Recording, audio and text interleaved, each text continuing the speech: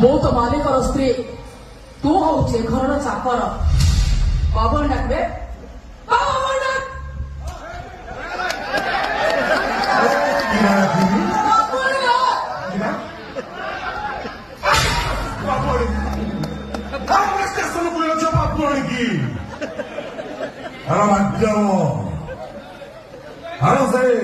नीलबर्ण सुगल गप शुणुच कि ना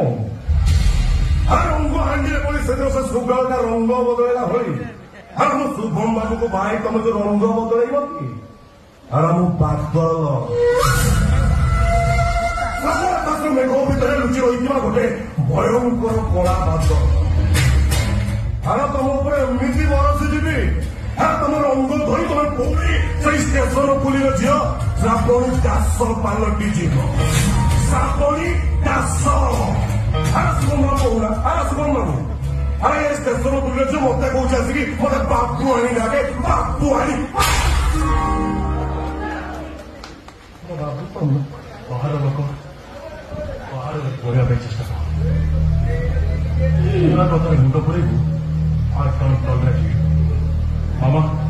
ये लोकटा को जो बाच घर बाहर नहीं तो मामा बाहर करदब ये तो मामा गोटे हाथी पाई माऊ तो पिछले चारिड़े बुलुची शीघ्र हाथी टाक विदा करदब बाहर को जाओ